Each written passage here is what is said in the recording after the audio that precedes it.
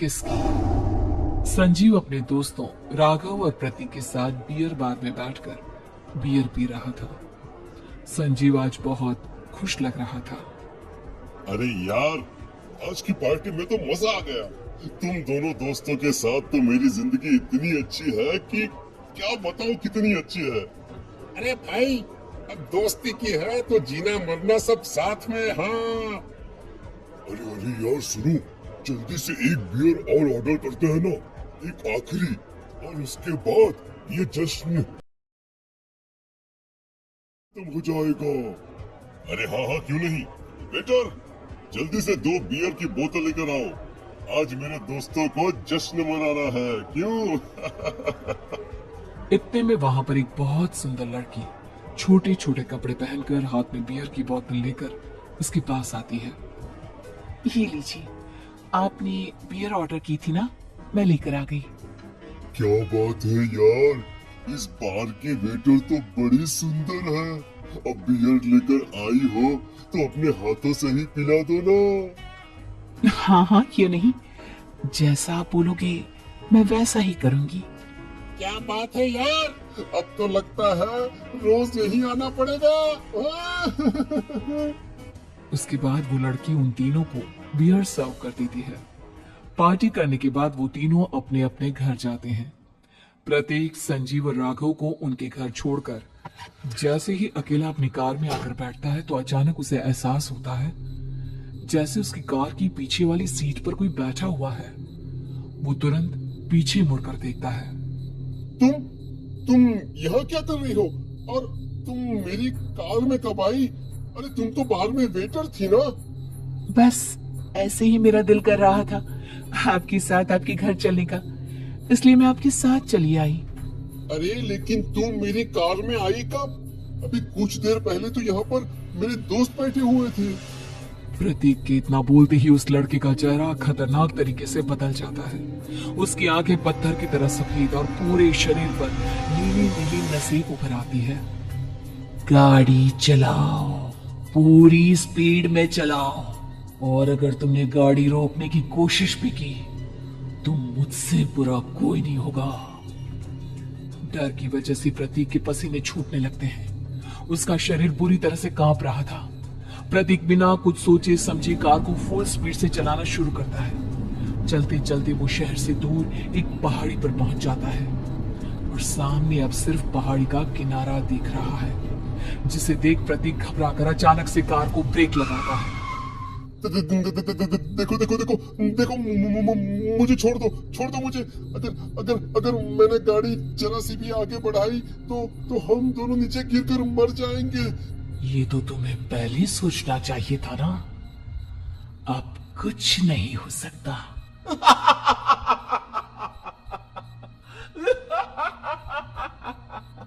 छोड़ दो मुझे। नहीं नहीं, प्लीज मुझे छोड़ दो। प्लीज प्लीज मुझे जाने दो, छोड़ दो मुझे। गाड़ी आगे बढ़ाओ। और तभी अचानक से बिना प्रतीक के स्टार्ट किए उनकी कार आगे बढ़ती है और गहरी खाई में गिर जाती है। उसकी चीखने की आवाज चारों तरफ सुनाई देती है।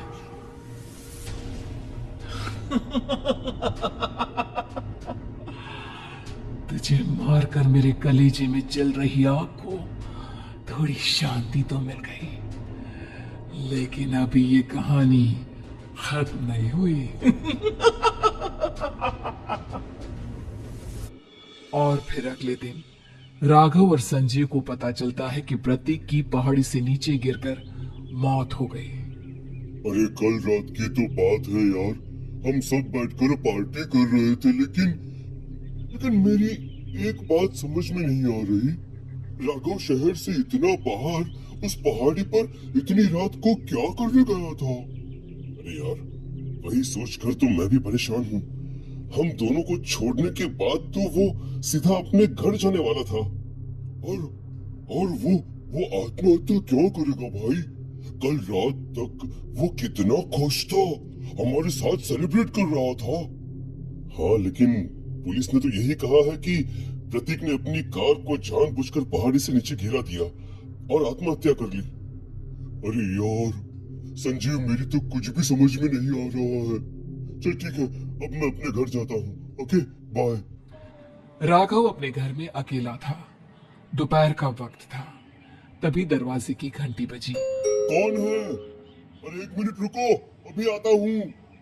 राघव ने जैसे ही दरवाजा खोला उसने देखा कि सामने एक बहुत खूबसूरत लड़की खड़ी हुई है। कौन है आप और यहाँ किससे मिलने आई हैं?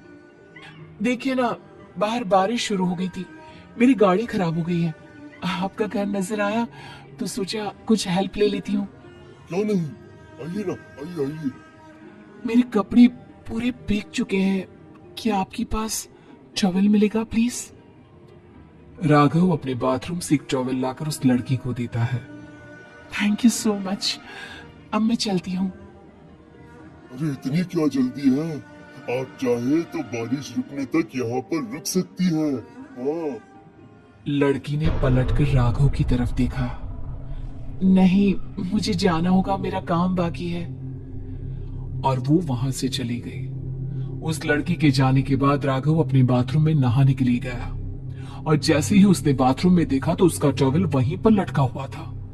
उसने टॉवल हाथ में लिया तो देखा कि उसका पूरा टॉवल खून के धब्बों से सना हुआ है। अरे अरे ये क्या? ये टॉवेल तो मैंने उस लड़की को दे दिया था। ये वापस मेरे बाथरूम में कैसे आ गया? और इस पर ये खून के धब्बे कहां से आ गए?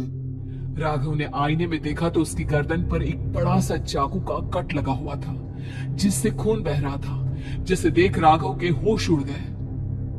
हाँ, अरे ये क्या? मेरी गर्दन इतनी ज्यादा कटी हुई है और मुझे दर्द भी नहीं हो रहा है। ये क्या हो रहा है मेरे साथ?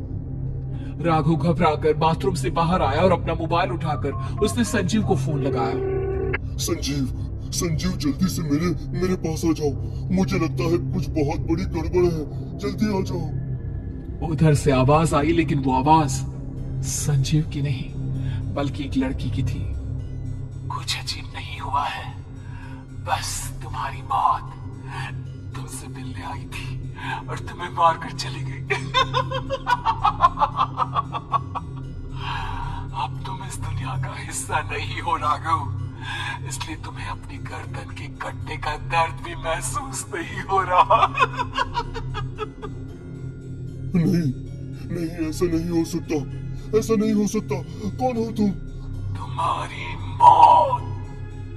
अब संजीव के पास खबर पहुंचती है कि राघव ने अपने ही घर में चाकू से गर्दन काटकर आत्महत्या कर ली। ये सुनने के बाद संजीव के होश उड़ गए। वो पसीने से तरबतर हो गया और एक अनजाना डर अब उसके दिल को सताने लगा। संजीव के साथ ही उसका एक छोटा भाई राजीव भी रहा करता था।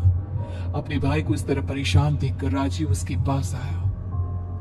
अरे भैया, क्या हुआ भैया? आप इतने घबराए हुए क्यों लग रहे हैं?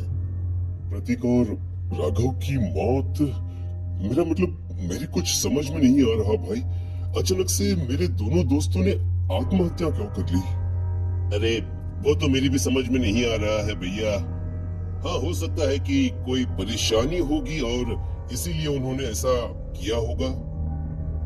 हाँ, लेकिन दोनों की जिंदगी में एक साथ परेशानी और दोनों का इतनी खतरनाक तरीके से आत्महत्या करना, कहीं ऐसा तो नहीं मैं भी मर जाऊंगा? अरे आप ऐसी बातें क्यों कर रहे हैं भैया? वैसे ही मैं इतना परेशान हूँ। जब से अंजलि ने मेरा साथ छोड़ा है तब से सब कुछ बहुत अजीब सा हो गया है। रोज रात को डरावने सपने आते हैं। ऐसा लगता है जैसे अंजलि बार बार मेरे सपनों में आकर मुझे डराने की कोशिश करती है। अंजलि का नाम सुनते ही संजीव की आंखें फट गई और उसके गले में आवाज अटक गई। उसके चेहरे पर घबराहट साफ नजर आ रही थी। कौन थी वो लड़की जिसने प्रतीक और राघव को आत्महत्या की आड़ में मौत के घाट उतार दिया?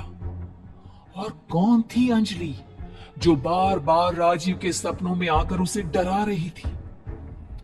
अंजलि का नाम सुनकर संजीव इतना घबरा क्यों गया? इन सवालों की जवाब जानने के लिए देखिए इस खतरनाक कहानी का अगला भाग।